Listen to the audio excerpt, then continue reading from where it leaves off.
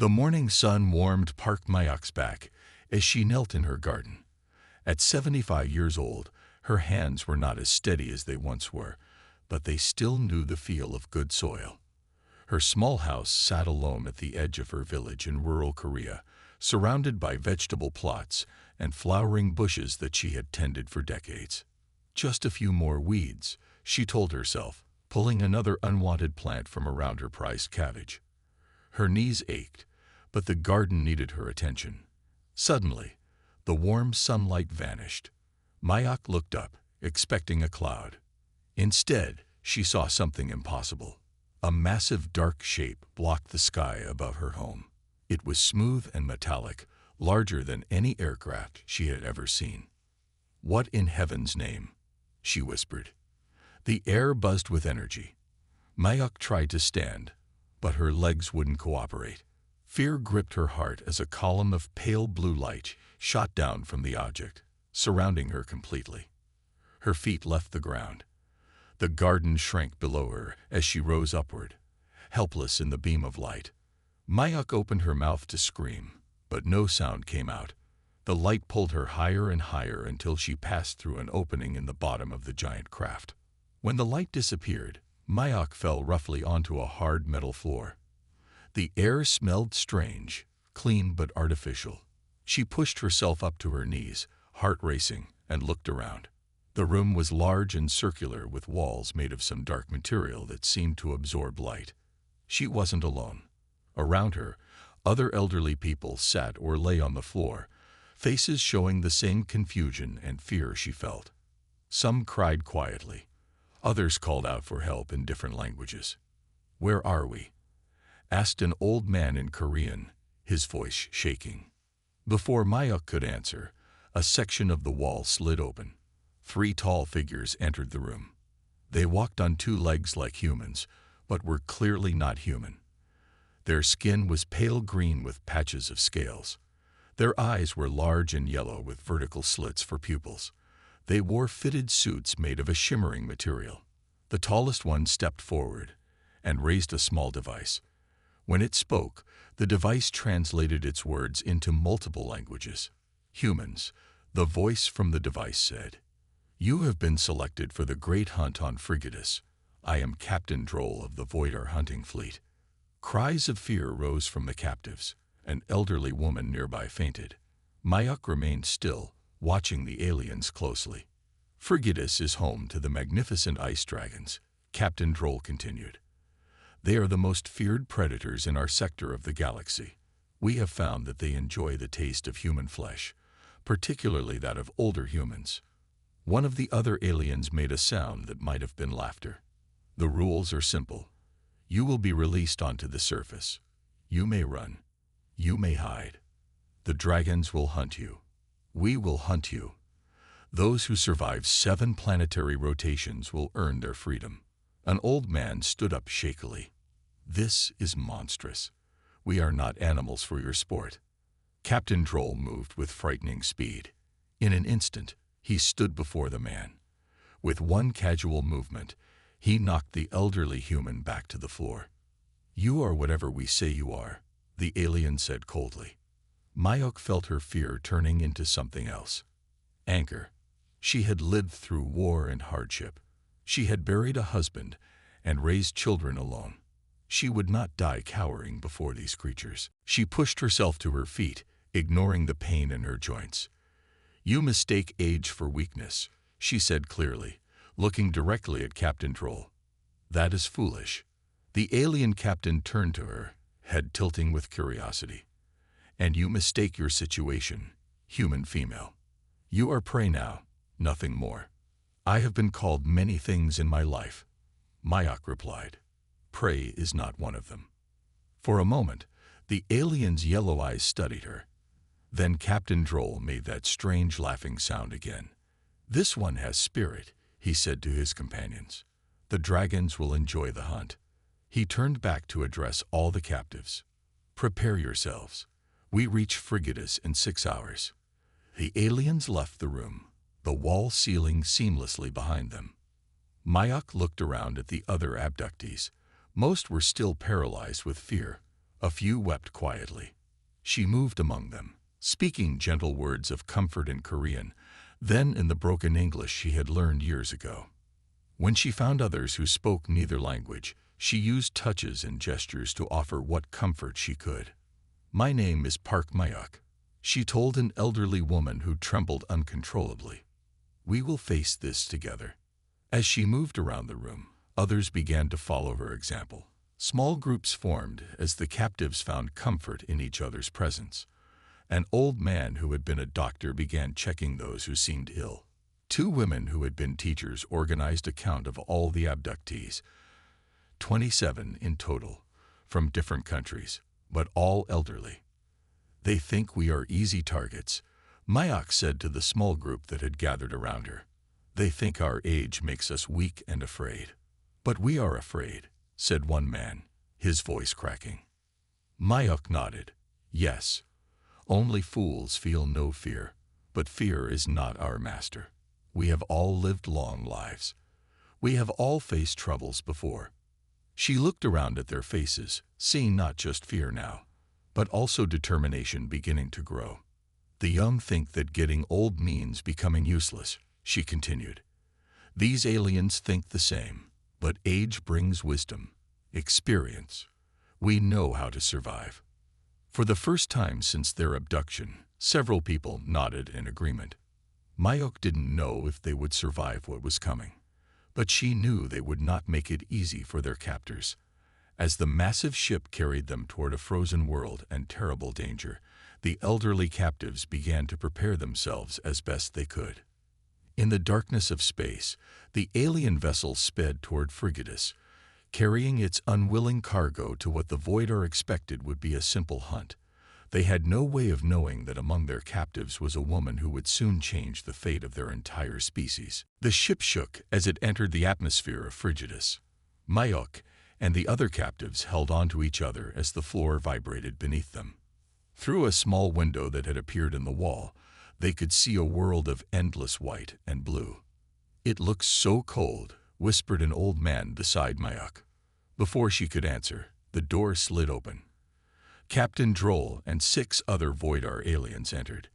They carried bundles of thin silver material. "These thermal suits will keep you alive for approximately 3 days in the cold," Captain Droll announced. "After that, they will fail. The hunt lasts 7 days." The aliens tossed the bundles onto the floor. The message was clear. Not everyone was meant to survive, even the first part of this game. Mayok grabbed a suit quickly and began to put it on over her clothes. She encouraged others to do the same. "Hurry," she said. "Take what you can."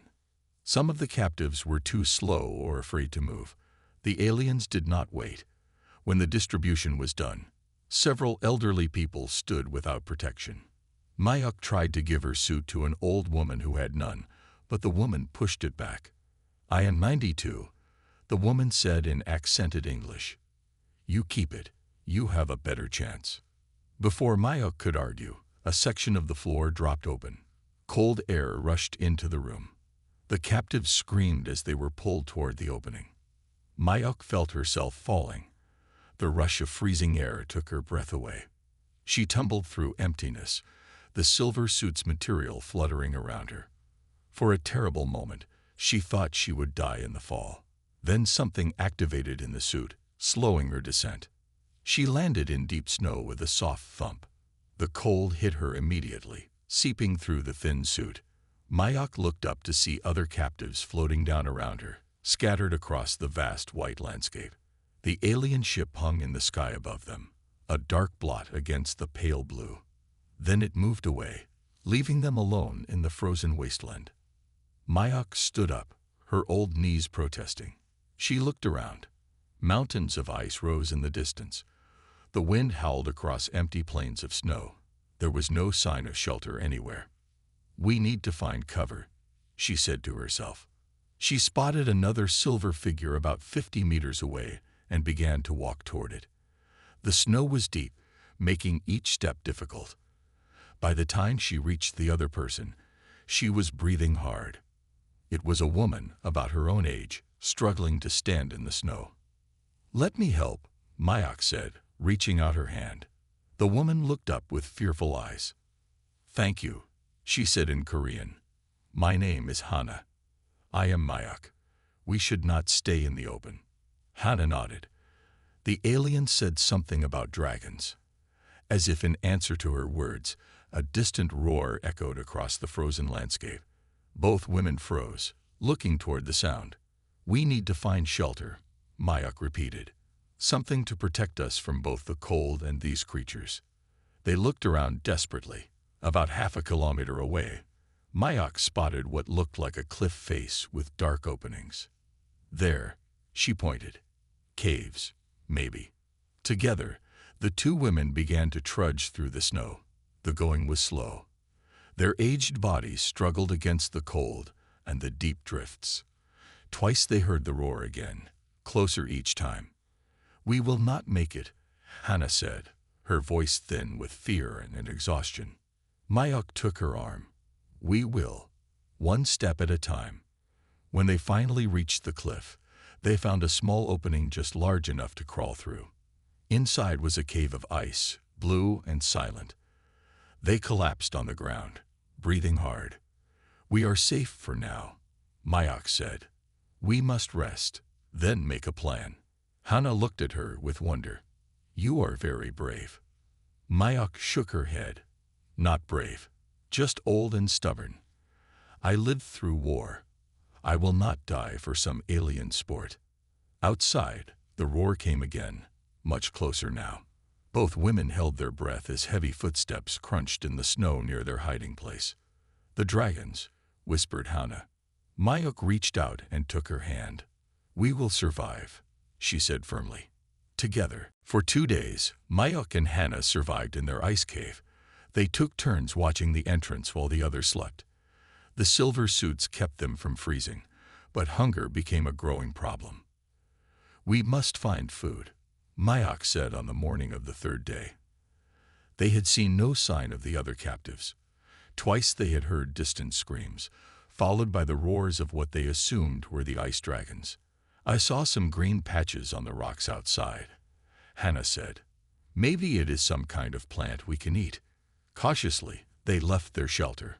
The wind had died down, making it easier to move across the snow. Hana led the way to a rocky area where green and blue lichen grew in patches. "My husband was a botanist," Hana explained as she carefully scraped some lichen into a small pouch she had made from a piece of her thermal suit. "This looks similar to lichens on Earth that are safe to eat." As they gathered the meager food, Mayak noticed something strange in the ice wall nearby. A straight line, too perfect to be natural. "Hana, look at this." They brushed away snow to reveal what appeared to be a door, partially buried in the ice. Strange symbols were carved around its edges. "It does not look like something the aliens would make," Hana said. "No," Mayak agreed. "It is much older, I think." Together, they pushed against the door. At first, nothing happened. Then, with a grinding sound, it moved inward. Cold air rushed out from the darkness beyond. "Should we go inside?" Hana asked nervously. A roar echoed across the ice field. Something large was moving toward them. "We have no choice," Mayak said, pulling Hana through the doorway. Inside, they found themselves in a long tunnel made of blue-white stone. As they moved deeper, the temperature rose slightly. The tunnel sloped downward, leading them beneath the ice. "It is warmer here," Hana said. "And look." She pointed to the walls, where more symbols were carved. In some places, pictures showed tall, slender beings with 6 arms. In others, there were images of large creatures that looked like the dragons they had heard outside. "This is very old," Mayak said, touching one carving gently. "This was a place for people who lived here long ago." The tunnel ended in a vast chamber. Their eyes widened in wonder.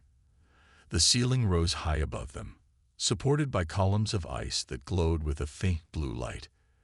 In the center of the room stood a raised platform with a crystal altar. "It is beautiful," Hana whispered. They moved slowly around the chamber, studying the walls. Here, the carvings were more detailed.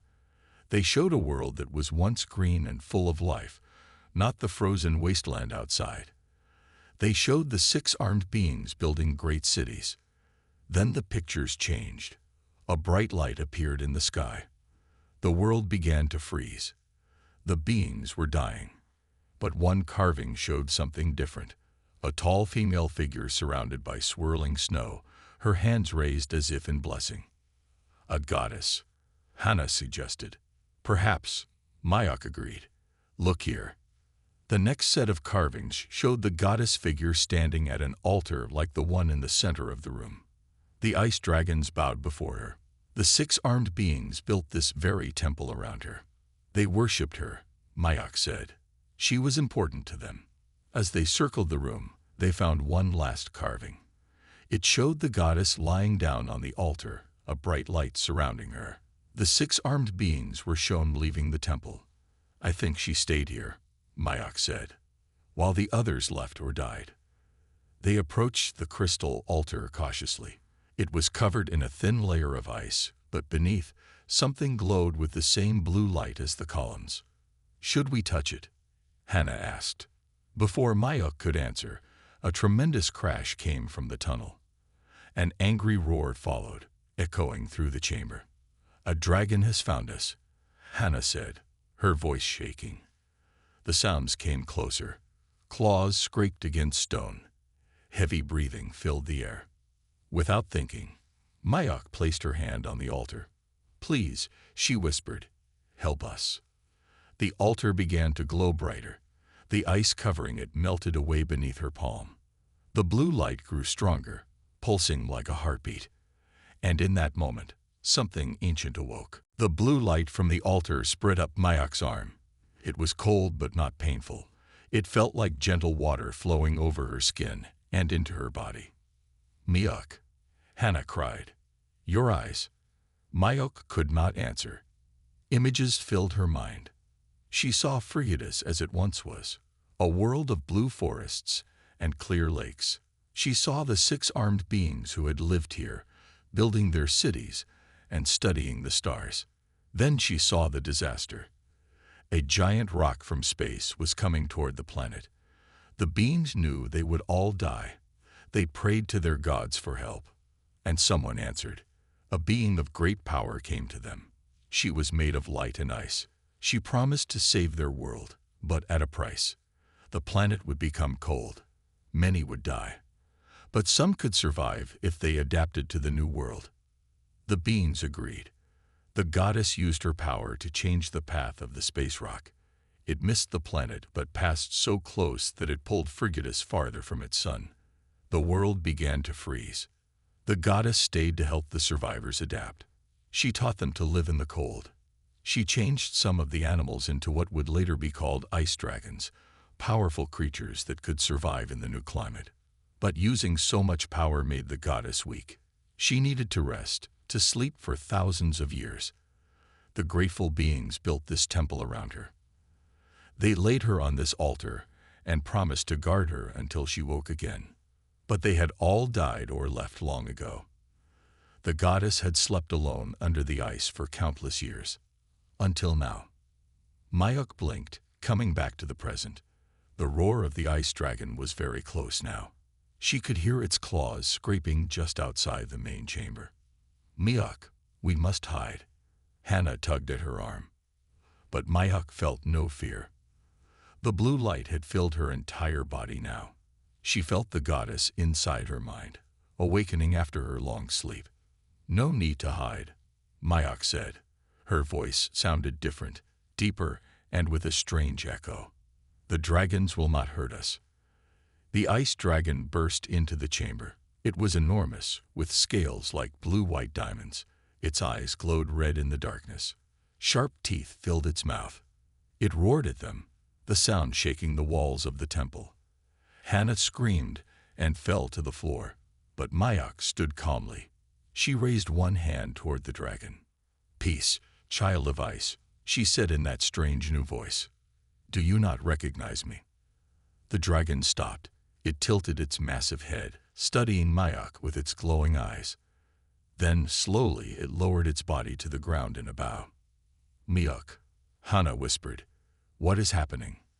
Myuk turned to her friend. She knew she looked different now. She could feel the change. Her hair had turned white as the snow outside. Her eyes glowed with the same blue light as the altar. When she breathed, small clouds of frost formed in the air. "The goddess has awakened," Myuk explained. "She was waiting for someone who could carry her power. For some reason, that person is me." "You are the goddess now?"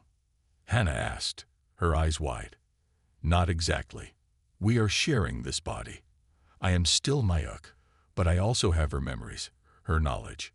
She looked down at her hands, which now shimmered with blue light, and her powers. The dragon made a soft, rumbling sound, like a giant cat purring. It moved closer to Myuk, pressing its cold nose against her hand. "The dragons were her guardians," Myuk said, stroking the creature's scales. "They remember her, even after all this time." Myuk helped Hana to her feet. "The aliens made a mistake bringing us to this world.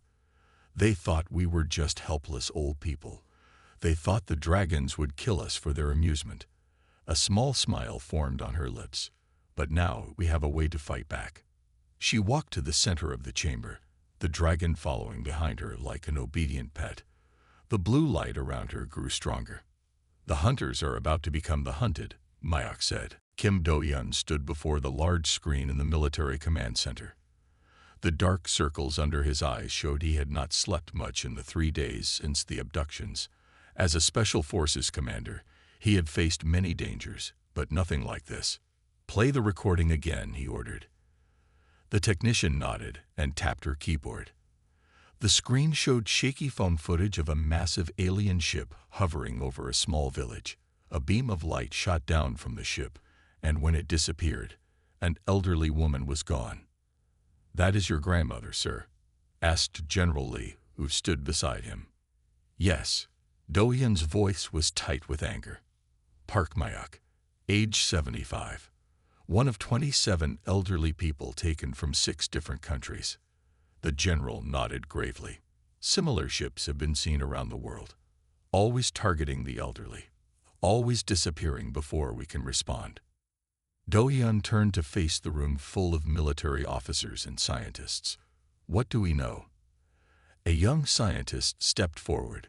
"Sir, we have tracked the alien vessel. It traveled to a planet in a nearby system. We call it Frigidus because it appears to be covered in ice." "Can we reach it?" Do-yeon asked. The woman hesitated. "Maybe. We have been studying alien technology since the first contact event 5 years ago. We have built a prototype ship based on what we learned." "The Vengeance," said the general. "It is not fully tested, but it may be our only hope." Do-yeon nodded. "I volunteer to lead the mission." The general frowned.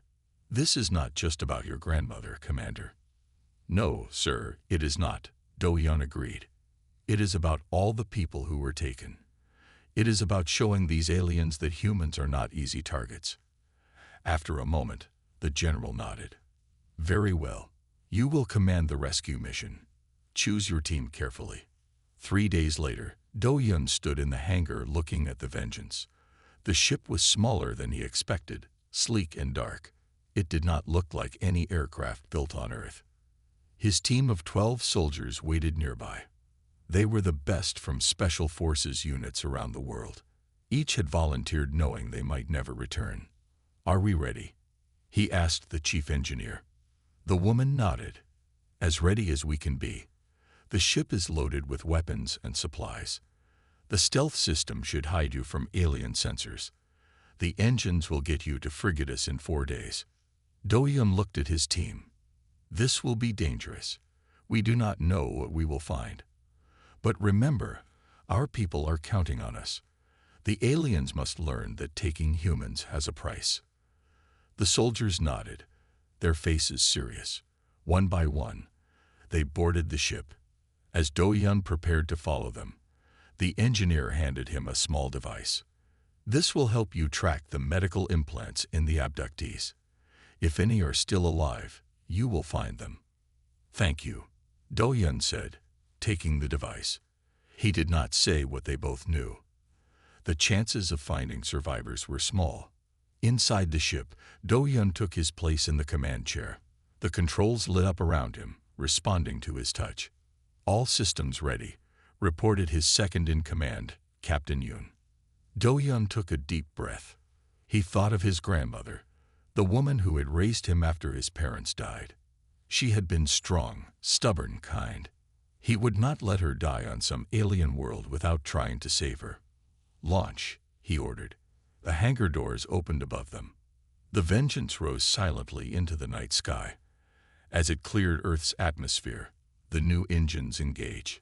Stars blurred around them as the ship accelerated to impossible speed. "Hold on, grandmother," Do-hyun whispered. "We are coming." Little did he know that on Frigidas, his grandmother was no longer the helpless victim the aliens had expected. By the time the Vengeance reached the ice planet, the hunters and the hunted had changed places. Myok stood at the mouth of the cave, watching the sun rise over the frozen landscape. The silver thermal suit was gone. In its place, she wore flowing robes of blue and white that seemed made from ice itself. Her white hair moved in the cold wind. Behind her, 5 ice dragons waited, their massive bodies blocking the wind from the other elderly humans who had found their way to the temple. 12 survivors in all, from different countries, but all with the same look of wonder as they watched Myok. "The hunting party is coming," Myok said, her voice carrying the strange echo of the goddess. "The aliens think they are tracking us. They do not know we are waiting for them." Hannah approached her friend cautiously. In the 2 days since Myok had merged with the goddess, she had changed in many ways. But Hannah still saw the kind woman who had helped her survive. "Are you sure we can fight them? They have weapons." Myok smiled. "They have technology. We have something older and stronger." She raised her hand, and a swirl of ice crystals formed above her palm. "The very planet is on our side now." In the distance, they could see a small ship flying low over the ice. It landed about a kilometer away. Figures in dark suits emerged, carrying what looked like weapons. "It is time," Myok said. She turned to the others. "Stay here. The dragons will protect you." She stepped forward, alone on the ice field. With each step, frost patterns spread beneath her feet. The wind grew stronger around her. The hunting party spotted her. One alien pointed, and they changed direction, moving toward the single human figure. Captain Droll led them, his yellow eyes fixed on Myok. When they were 50 meters away, the aliens stopped. Captain Droll raised a device to translate his words. "The old female survives," his voice boomed across the ice. "Impressive. But your time is ending. The hunt continues." Myok did not respond with words. Instead, she raised both hands. The ground beneath the aliens began to crack. Ice spikes shot up around them, forcing them to scatter. The wind became a swirling storm of snow and ice, centered on Myok, but reaching out to surround the hunters. Captain Droll fired his weapon. A beam of energy cut through the storm toward Myok. She moved one hand in a simple gesture, and a wall of ice rose to block the shot. The ice melted but reformed instantly. The aliens fired again and again.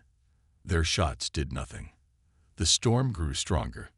"What is this?" Captain Droll shouted, his translator barely audible above the wind. "What are you?" 2 of the ice dragons appeared through the storm, emerging behind the aliens. Before the hunters could turn, the dragons attacked. 3 aliens fell, their bodies freezing solid as they hit the ground. Captain Droll and 2 others managed to retreat to their ship. As they took off, ice formed on the ship's engines. It wobbled in the air, barely staying aloft as it disappeared into the distance. Myok lowered her hands. The storm calmed. She looked up at the sky where the ship had gone. "They will return with more hunters," she said. "They do not understand what has happened yet." Hannah and the others approached her across the now quiet ice field. "You controlled the storm," one old man said in amazement. "And the dragons obeyed you." Myok nodded. "The goddess once protected this world from destruction. Now she protects us. She looked at each of them. But her power can do more. It can spread to others who are worthy. She reached out and touched Hannah's forehead. A small blue light passed between them. Hannah gasped as frost formed around her fingers. Not as much power as I carry, Mayok explained, but enough to defend yourselves. Enough to show these aliens that old does not mean weak. One by one, she touched each survivor. Each received a small portion of the ice power. Now, Mayok said, we prepare for their return. And we show them that on this world, we are not prey.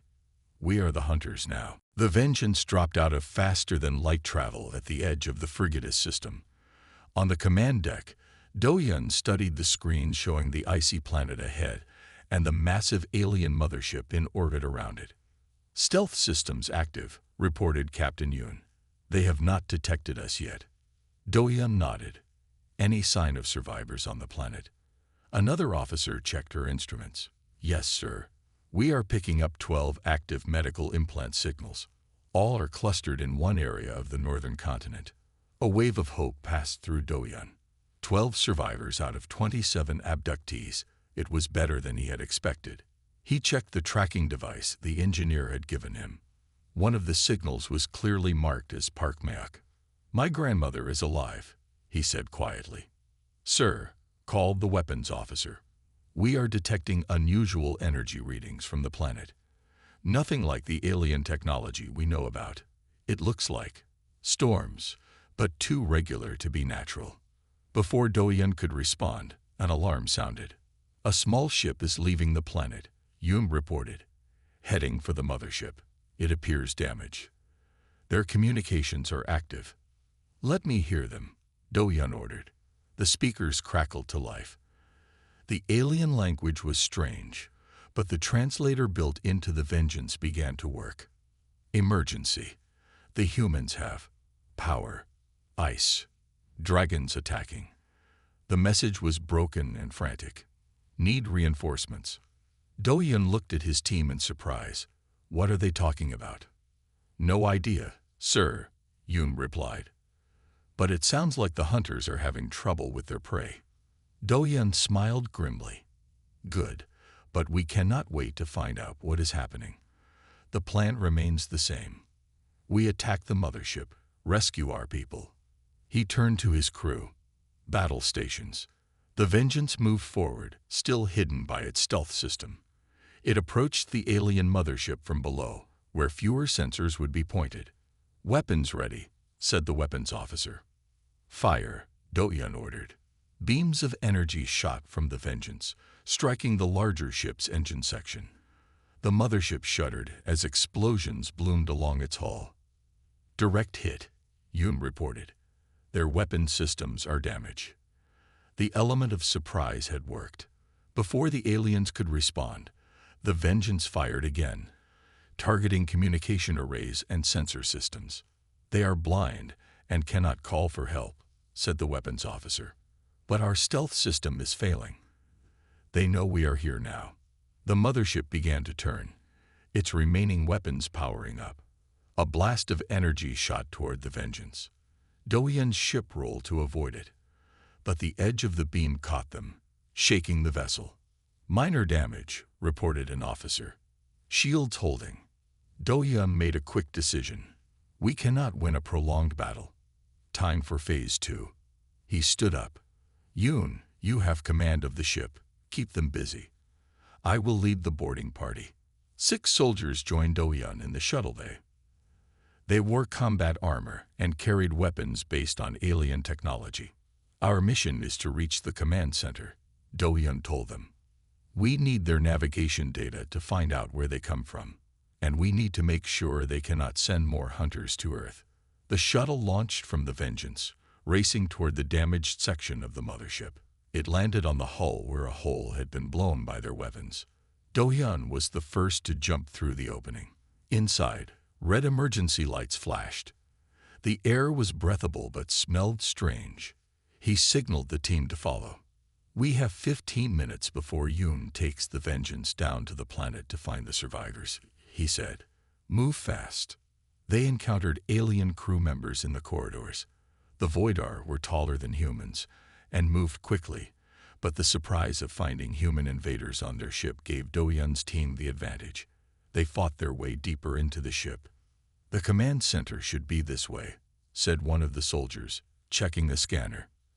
As they approached a large door, 10 Voidar defenders appeared, blocking their path. At their center stood a tall figure that Do-Yun guessed was their leader. "Time to show these aliens that humans fight back," Do-Yun said, raising his weapon. The battle for the mothership had begun. The battle inside the alien mothership was fierce. Do-Hyun and his team fought room by room, pushing toward the command center. The Voidar defenders were strong, but the humans moved with greater purpose. "This way," Do-Hyun called, checking the scanner. Almost there. 3 of his soldiers had been injured, but all were still able to fight. They reached a large door that the scanner indicated was their target. "Breach it," Do-Hyun ordered. One soldier placed an explosive charge on the door. They took cover as it blew open with a thunderous boom.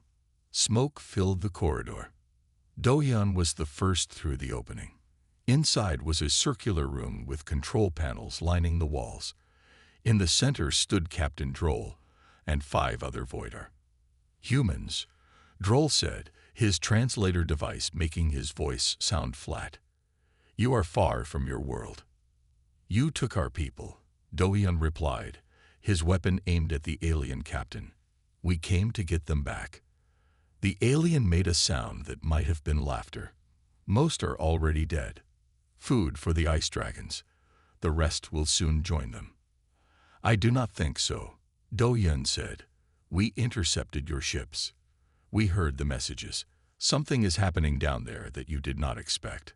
A flicker of concern crossed the alien's face. "A temporary problem. We are sending more hunters." "No," Do-Hyun said. "You are not." His team moved into the room, surrounding the aliens. The Voidar were armed but outnumbered. "Your ship is crippled," Do-Hyun continued. "Your hunting days are over." On a screen behind Captain Droll, Do-Hyun could see the planet's surface. A storm was growing over one area, a swirling mass of blue and white that did not look natural. "What is happening down there?" Do-Hyun demanded. Before the alien could answer, his communicator beeped. It was Captain Yoon from the Vengeance. "Commander, we are detecting massive energy spikes from the planet," Yoon reported. "The storm is growing. And sir, the survivor signals are at the center of it." Do-Hyun looked at Captain Droll. "What did you do to them?" The alien captain stepped back. For the first time, Do-Hyun saw fear in those yellow eyes. "We did nothing," Droll said. "It is what one of them did. The old female. She found the temple.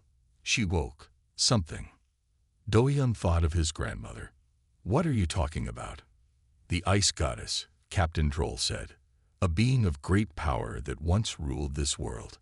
We thought it was just a legend, but the human female somehow connected with it. Now she controls the ice, the storms, even the dragons." On the screen, the storm was spreading. Ice formations rose from the ground, taking shapes like towers and walls. "Yoon," Do-Hyun said into his communicator, "take the shuttle down. Find the survivors. I will finish here and join you." "Yes, sir," Yoon replied. Do-Hyun turned back to Captain Droll. "Your ship's navigation system. I want all data on your homeworld and fleet positions. Then we are taking control of this vessel." While his team secured the command center, Do-Hyun watched the screen showing the planet. The shuttle from the Vengeance was descending through the clouds toward the area where the survivors were detected. Meanwhile, on the surface of Frigidus, Mayak stood atop a tower of ice she had created. Around her, a city of ice was forming, built by her will and the goddess power that flowed through her. The other survivors, each now carrying a small portion of that power, helped shape the growing structures. Hannah approached her. "Mayok, something is coming. A ship, but not like the alien ships." Mayok nodded. "I feel it. Different technology." She closed her eyes. "Different minds. Human minds." "Humans? From Earth?" Hannah asked in surprise. Yes, they have come for us. Mayok opened her eyes, which glowed blue in the dim light. And they have fought the aliens in space. Brave warriors. She raised her hands. The storm around their ice city calmed, creating a clear path for the approaching ship to land. Let us welcome our rescuers, Mayok said. They will be surprised by what they find. The shuttle landed on a flat area of ice near the city. The door opened, and Captain Yoon stepped out with 4 soldiers. They stared in amazement at the ice structures that had not existed days before. And at the center of it all stood an elderly woman with white hair and glowing blue eyes, surrounded by ice dragons that made no move to attack. Grandmother, Yoon whispered, recognizing Park Mayok from Do-Hyun's briefings, despite her transformed appearance. Mayok smiled. Welcome to Frigidus, children of Earth. Much has changed since we were taken. The convergence of the 2 worlds had begun. After securing the alien mothership, Do-Hyun took a small craft down to the surface of Frigidus. His heart beat fast as he approached the ice city that had not existed days before. The reports from Captain Yoon were hard to believe. A city made of ice. Dragons that obeyed commands. And at the center of it all, his grandmother, somehow changed. The small ship landed beside the shuttle that had brought Yoon. As Do-Hyun stepped out, the cold air bit at his face. He looked up at towers of ice that sparkled blue in the dim light. The structures were beautiful, unlike anything built by human or alien hands. Commander, Yoon greeted him, saluting. I have found the survivors. All 12 are well. He hesitated. But your grandmother, she is different. Take me to her, Do-Hyun said. They walked through passages of clear ice. Everywhere, Do-Hyun saw signs of the battle that had taken place. Frozen alien weapons, the remains of hunting vehicles trapped in ice. The elderly captives fought back, Yoon explained. They have some kind of power over the ice and cold. They turned the dragons against the hunters. Do-Hyun nodded but said nothing. He needed to see for himself. They entered a great hall made entirely of ice. High above, a ceiling of crystal caught the light and broke it into thousands of rainbow colors. At the far end of the hall, seated on a throne of ice, was Park Mayok. Do-Hyun almost did not recognize her. His grandmother's hair, once gray, was now white as snow. Her eyes glowed blue. Around her body, a gentle light pulsed like a heartbeat. At her feet lay 2 ice dragons, their massive heads resting on their claws like loyal dogs. Grandmother, Do-Hyun said, his voice echoing in the great space. Mayok stood. When she moved, small flakes of snow drifted from her robes. She walked toward him, her feet barely touching the ground. Do-Hyun stepped forward. We came to rescue all the captives, to stop the aliens from taking more people. And you have done well, Mayok said. The Voidar will not hunt humans again. Around the hall, Do-Hyun now noticed the other survivors. They too had changed, though not as much as his grandmother. Their eyes had touches of blue light.